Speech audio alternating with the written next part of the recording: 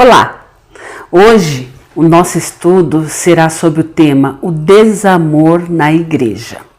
Veremos que nestes últimos dias, estes últimos anos, com a crescente do individualismo, temos tido evidências de que o desamor também tem crescido na igreja.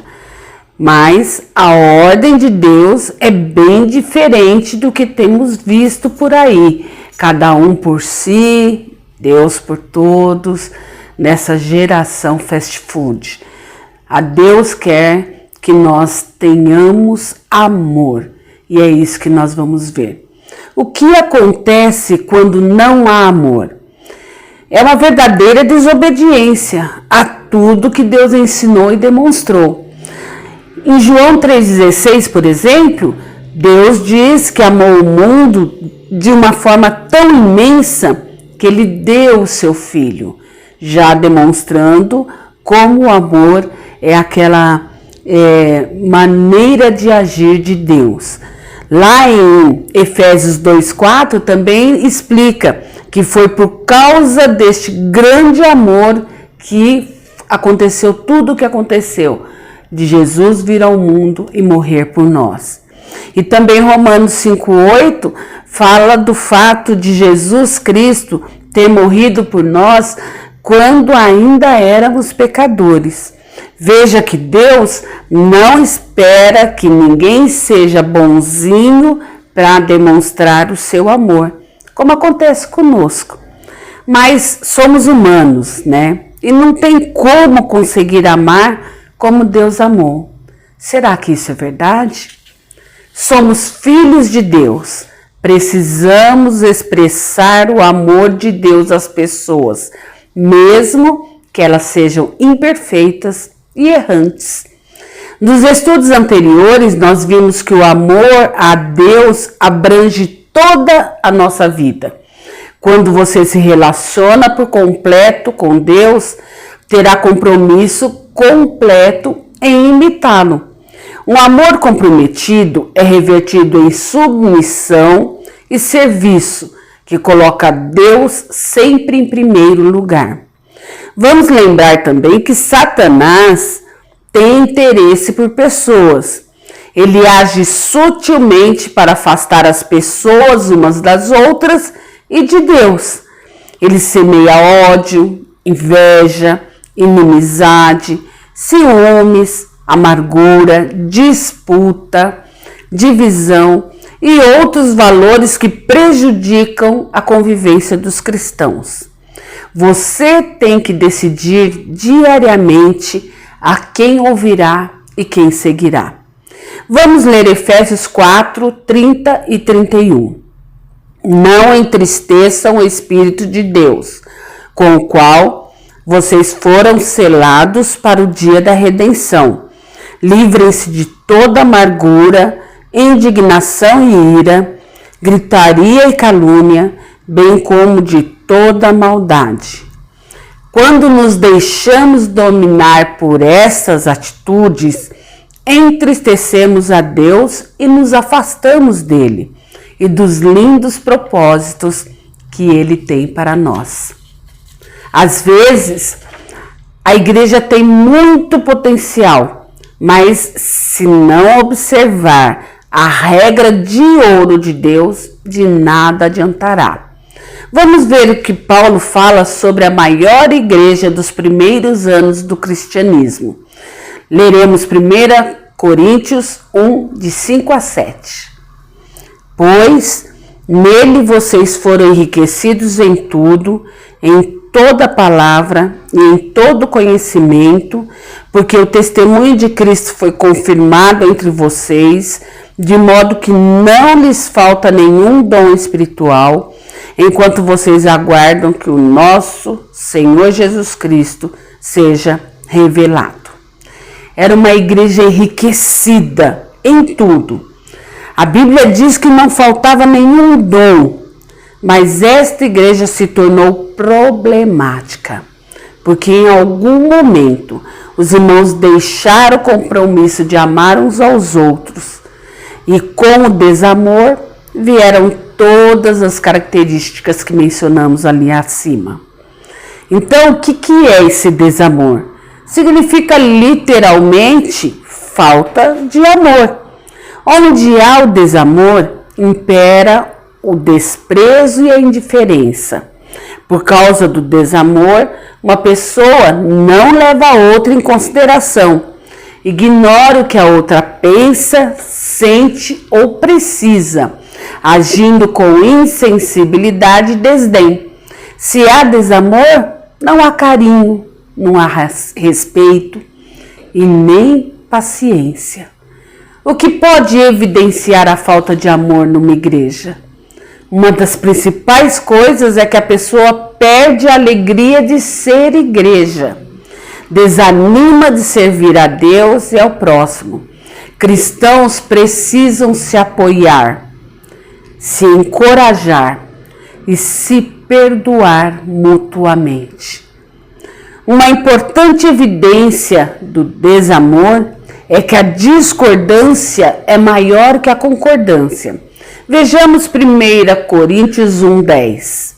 Irmãos, em nome de nosso Senhor Jesus Cristo, suplico a todos vocês que concordem uns com os outros no que falam, para que não haja divisões entre vocês, e sim que todos estejam unidos num só pensamento, num só parecer. A discordância normalmente é caracterizada pela intolerância à opinião alheia. Mesmo tendo opiniões diferentes, precisamos buscar o melhor para o reino de Deus e criar formas para que a concordância promova a unidade. Um só pensamento e um só parecer deve ser o pensamento e o parecer de engrandecer o reino de Deus aqui na terra.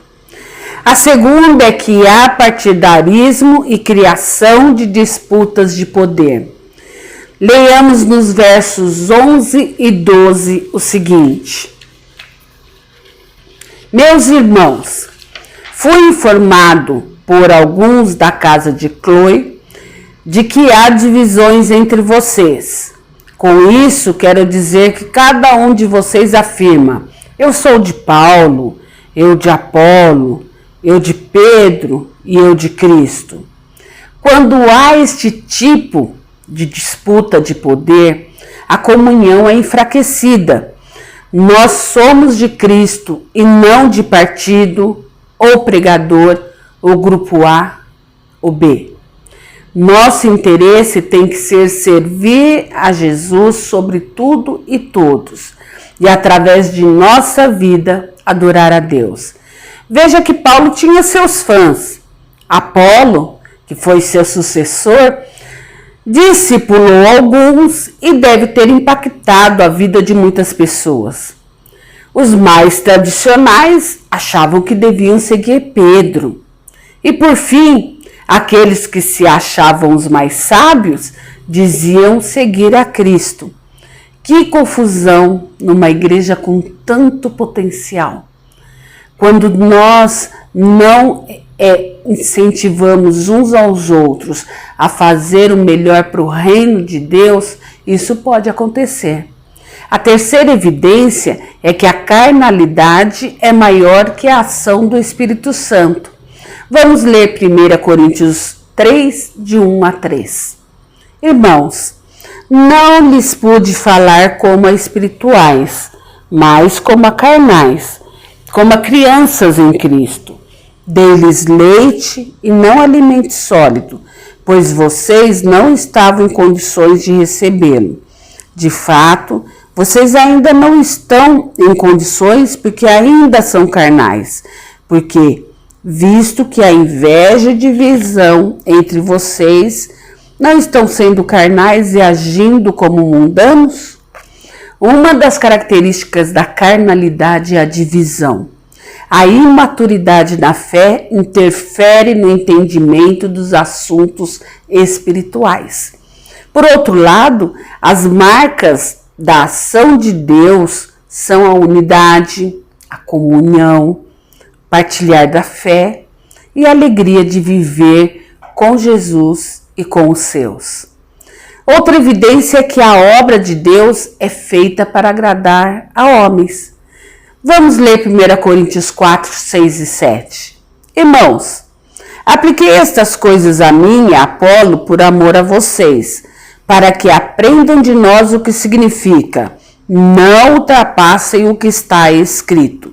Assim, ninguém se orgulha a favor de um homem em detrimento de outro, pois quem torna você diferente de qualquer outra pessoa?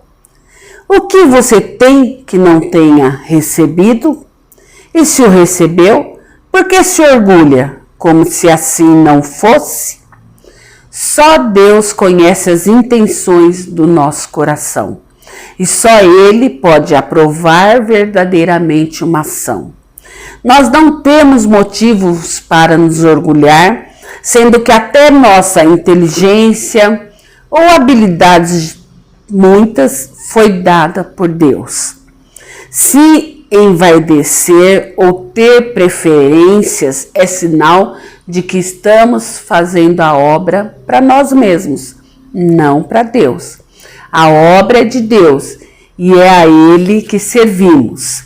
Devemos sim ser gratos a Deus por nos usar ou usar outras pessoas para sua obra, sem nunca esquecer que a obra é de Deus e não do instrumento usado.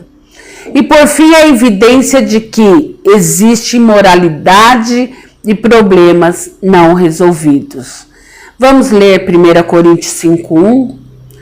Por toda parte se ouve que há imoralidade entre vocês, imoralidade que não ocorre nem entre os pagãos, a ponto de alguém de vocês possuir a mulher de seu pai. Pecados escondidos não estão escondidos de Deus. Isso quebra a unidade e prejudica o amor. Seus maus pensamentos já fazem com que você sempre enxergue o mal no outro. Todos os limites devem ser respeitados. Se você não faz algo que o outro faz e você considera errado, você deve começar orando por aquela pessoa até que esteja inundado do amor de Deus para aconselhar. Se você se considera experiente e principalmente temente a Deus, você será a pessoa que Deus usará para reencaminhar aquele que está andando em caminhos tortuosos. Verifique-se seus pensamentos e atitudes quanto à igreja. Verifique se eles têm favorecido a prática do amor ou a prática do desamor. Lembre-se que o inimigo alimenta o desamor na igreja, semeando a inveja, inimizade, ciúmes, amarguras e divisões. Ele não faz, mas ele semeia. E você decide se vai dar atenção a ele e essas características ou a Deus e a grande característica do amor. Não permita que o inimigo o alimente. Alimente-se de Deus, de sua palavra e da sua graça.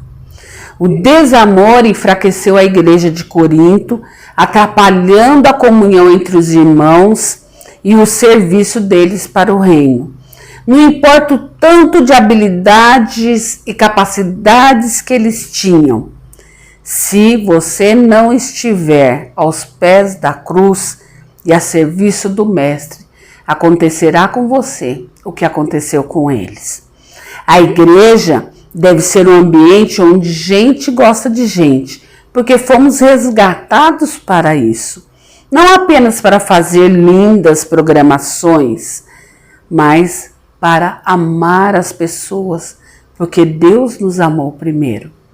Para aprendermos a gostar de gente como Deus nos ama, precisamos valorizar os relacionamentos, porque ninguém ama quem não conhece e nem convive. Se você não convive com o povo de Deus, com pessoas que amam a Deus, você não vai aprender a amar as pessoas. A Bíblia é a nossa receita para aprender a gostar. e às vezes até suportar as diferenças de pessoas com as quais convivemos. Diferenças pode ser muito difícil, mas com o amor de Deus inundando nosso coração, serão possíveis de ser suportadas. Se você estuda a Bíblia e ao estudá-la, pede ao Espírito Santo para ajudá-lo, ele ajudará, pois esta é a sua função. O Espírito Santo foi intitulado como o ajudador, o consolador. E essa será a função dele em sua vida. Diante de tudo isso, o que vai ser? Você buscará atitudes guiadas pela carne ou pelo Espírito? Como você pode cultivar o comportamento cristão se não buscar conhecer a vontade de Deus através da Bíblia, através de estudos, através de pregações que falem da vontade de Deus? Se reconhece que tudo o que é e o que tem foram dádivas de Deus, o que falta então para você prestar glórias a Deus e o adorá-lo? Saiba que para preservarmos a prudência e santidade em nossa vida e na vida da igreja, o primeiro passo deve ser dado por cada um individualmente. Os julgamentos e cobranças dos demais não devem fazer parte das nossas atitudes, e sim o amor e compaixão que foram ensinadas pelo nosso Senhor e Salvador Jesus Cristo. Que possamos viver o amor de Cristo em cada ação realizada, em cada palavra proferida, e assim mostrar quem é o Deus que dizemos seguir. Amém?